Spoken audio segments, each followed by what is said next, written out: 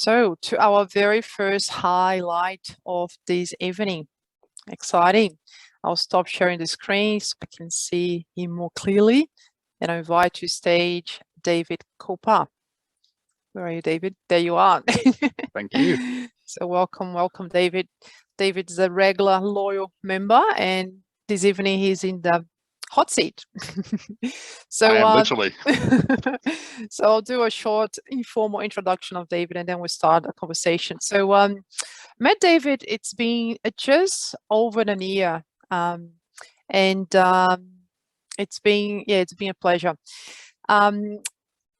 One of the top 5 strengths that David presents as it's our creativity, love of learning, and leadership. Really top of his strengths. He has over 25 years experience in the tech industry and have performed a variety of roles across several industries, from solution architect to ERP applications, head of IT at Australian Ballet, and he will tell us more about that. He met Satya Nadella from Microsoft during his stay at the Australian Ballet, which was, I'm sure, was a memorable experience. And one interesting fact about David is that I just learned this recently, actually today.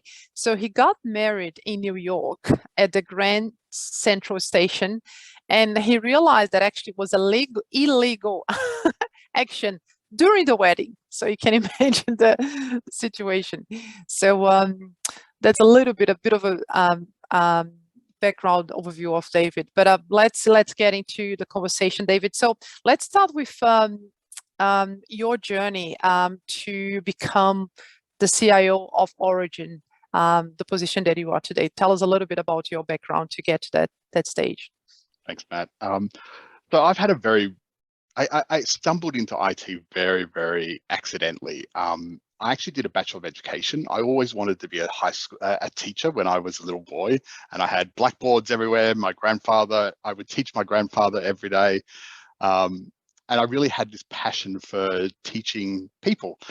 And so I did, I was in my 5th year at university, and I realized it wasn't for me. I was really young. I was a year and a half below all my peers, and it wasn't for me. I didn't have life experience. So I walked out of my degree and just said, not doing it.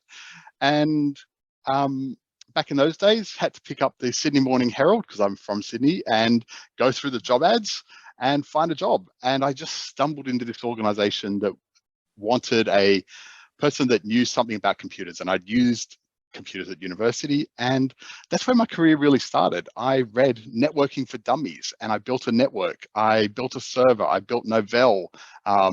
For those that remember Novell back in those days, yes. I stumbled upon, and I really, I could read a manual. I could visualize what I wanted to do, and that kicked off my IT career. I was talking to Michael before we joined, and there's a box in my dining room that I hadn't seen in years. It had the very first computer program I ever wrote when I was 15, sitting on a printed out bit of paper that was done in dot matrix. So that sort of, that introduction to technology, it drove my passion for tech. And I've moved between industries. I've worked from a security company, which is not a cyber security company, but a physical security company, to working for Harley Davidson and Caddy, working for banking at a organization called Cuscal, which I've looked after the credit unions of Australia, where I was a programmer, and I learned more and got some experience. And the passion in technology was there was always something new to learn. And I think that's what I love about technology. There is always something new. There's always a new stream being filled up. There's a new methodology. There's a new manifesto. There's a new everything. And I think it's the inquisitiveness in me that really fired me off and kept me in IT. I joined some really large companies like Foster's, where I went around the world. Looked after the wine division, which had some great benefits. I got 4 cases of wine a month as part of my salary. It was fantastic. But I learned ERPs. My CIO there took me under his wing and gave me experience across the whole technology realm. But one of the things that he saw in me was the fact that I could talk the talk with a business. I wasn't a technologist at heart. I was a business person at heart that knew technology, and that's really played well into my hands. And I've worked in superannuation and then moved into the Australian Ballet. I was tapped on the shoulder and worked at the Australian Ballet for 5 years. Most people would go technology and ballet. We were actually a really advanced organization, and I was very proud to transform that organization from what we started with to what I left with. And now I'm at Origin Youth Mental Health. And it's such an exciting journey, and it's a people you meet along the way, the challenges you have. But one of the things that I think I've always, especially coming into youth mental health, that mindfulness bit, and COVID really brought me to that mindfulness and being a CIO or a head of IT or that in that leadership position, it's so important that you are mindful, but you also, trying to ensure your team are mindful as well in what they do. And that became very clear during COVID that we can't keep working. We're at home 24 hours, 7 days a week. And that's where I connected with this mindfulness, CIO mindfulness. Fantastic, David. Thank you. Thanks for sharing so openly. So in terms of key challenges and opportunities in this role, what would you say they are that you're willing to disclose here? So our Origin Youth Mental Health is a very unique organization. It is an organization, it's a medical research organization that offers clinical services. So for example, I've been here a year and I've built a hospital, so a 20-bed youth prevention and recovery center. I have no idea what a hospital does. And so coming into not only a new workplace, but a brand new industry that is very regulated, and it's very convoluted, and the public health system's not very well, it doesn't flow very well. As a private person, I walk into a hospital, I think I'm going to be, I'm going to have the best technology looking after me. Yeah, I think that's probably further from the case than what it is. But we are becoming everything. Origin wants to become that centre of excellence for youth mental health. And the Royal Commission in Victoria really has driven that. And so Origin is really becoming this new breed of organisation that will focus on youth mental health from everywhere from 12 to 25 years old. And the challenges are very broad. I'm looking after clinical services. I've got a 20-bed hospital. I'm becoming a registered training organisation. There is such an appetite for Origin to just keep going and doing stuff that it's actually about how do I taper that demand and how do I say no, because I need to say no to things because I can't do everything. So, that's probably some of my challenge. The exciting bit is behind me, I'm actually sitting in our virtual reality lab that I've just commissioned. And so we're experimenting with technology in different ways. For example, in the VR lab, we're trying to build an education routine that we can give to teachers or to carers so they can experience what a psychotic episode is like in a virtual world. So that way they understand what the youth are going through for people that deal with that. Thanks so much, David. So many gems in there that I'd love to to dive in, but I'm conscious of time. Your point around saying no and managing stakeholders' expectations when there's always more than we can do, right? Yeah. But I'll save that for later. So out of the 10 declarations of the Mindful CIO Manifesto, David, which one is your favorite, or which one do you relate the most? I think this is the one I relate to the most, but I struggle with it. And I remember there are, if I go back in my career at Foster's, and this is before the GFC, we used to play hard. We worked hard, but we played hard, right? And so I would travel to Melbourne every week for a project that I was working on. We would work, from 7 in the morning till 9 at night or 8 at night, and then we'd go out for dinner. We'd stay at a hotel, we'd go to the bar, and then we'd do it all again the next day. While that sounds like a lot of hours, I actually had the best time of my life. I enjoyed it. I was only 30, and I really, really enjoyed it because I felt like this is what I really enjoyed. But further on in my career, as I got older and wiser, you know, I am only 21, so let's be mindful of that. I was working for an organization where I was burnt out. And I looked at myself, I looked at my team, I looked at the things that were going on around the organization, and I sort of said to myself, I never want that to occur again. Because I was not well. I was, mentally, I wasn't coping with the volume of work that needs to be done. So for me, I struggle with this, but one of the things coming into this organization that is based on mental health, it's okay to talk about mental health. A while ago, my EA suddenly passed away, and quite often we move straight into work to try and to fill that void and not focus on stuff. At Origin, my the executive director, Pat McGorry, took me under his wing, looked after me, and we delayed projects and we put people first. And that was the thing. We had our Y Park that we were commissioning, and we delayed it 2 weeks because we understood what the impact of that had on people. So, I'm very proud to be in an organization where we talk about mental health because that's what we deal with.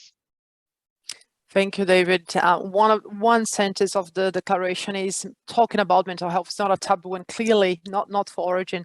No. Lucky you. Thank you. In terms of self-care, what would you say is your strategy number one for self-care? I know which one it is, but I'll let you answer.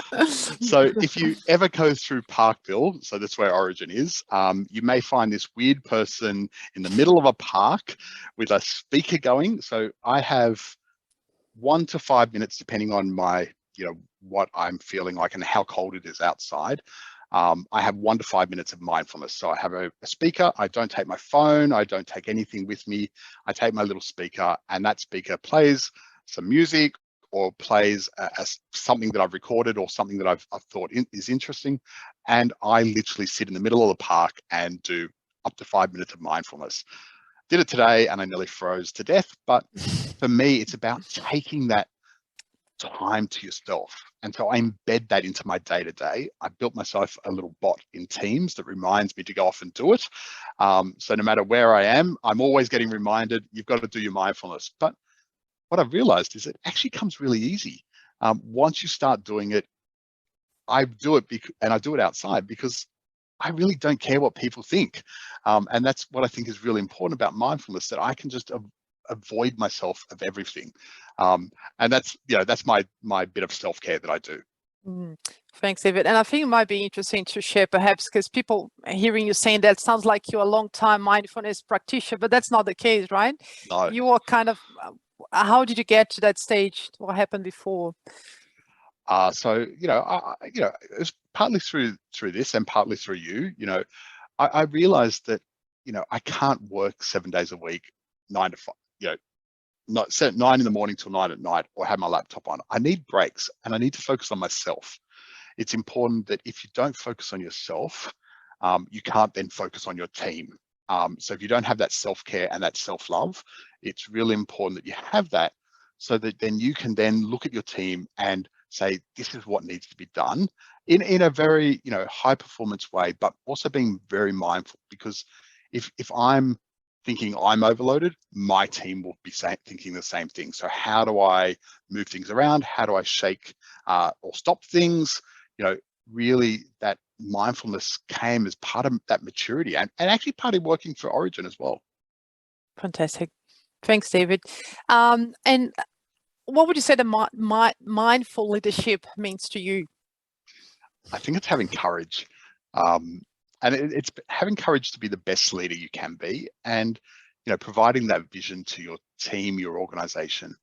But it's also about balancing work and life together. I think one of the things we have struggled with during COVID is that work-life balance. Work was always encroaching into your life because you're stuck at home, and it became a very easy avenue. I think really it's having that courage to make those decisions. I actually do a grounding as part of my team meetings. So it's really, for me, it's about having that, sharing the love and sharing the caring that I do. Yeah. Wonderful. Thanks, David. Now, being a CIO, you are extremely busy, right? Time is super precious. And you being a regular, loyal member of the Mindful CIO community. So why do you think this is important, this movement, the community is important? I think technology only technology constantly changes. And I think it's really important that we build a community that has some, for me, that avenue where people can turn to get some knowledge. We also share our stories and our experiences. If I look at technologists, I always think, I was speaking to someone the other day and they were saying, oh, look, I'm looking at this, I'm looking at that, I'm looking at this, and I'm reading 5 things and I work from 9 till 12 at night. And I was saying to them, do you take any time for yourself? And they said, well, I don't have time. I think these types of manifestos and these types of, I guess, communities allows us to embed things into the ways we work. And so my team have wows, which are ways of working, and some of the manifesto is embedded into that. And I think it's really important that we share our stories and drive a better ICT community across the world. Couldn't agree more. As you know, David, last question. What leadership lesson, if any, would you like to share with the group? I think the only one of the lessons I have is, I'm known as a backyard lawyer. I'm dangerous in IT, right? I know enough of everything to sort of be really dangerous. But I think it's allow your team to shine, right? Allow those people that, allow you, for me, it's allowing my team to shine around me to say, I'm not going to be an expert in anything. I don't want to be an expert in infrastructure. I just know what I need to know, but let my infrastructure managers shine. Let my project managers shine. And I think that's the leadership lesson I have, that when you allow people to shine, your leadership becomes even stronger. Fantastic. Any final words, David? I'm conscious of time. I don't know. Like I don't really think I have any more. Okay, so thank you so much for donating your time to join us and be in the hot seat. I'm sure there are so many gems that we could definitely know, many rabbit holes, but lucky the people who will be in the breakout room with you so they can go a little bit deeper. So thanks so much, David.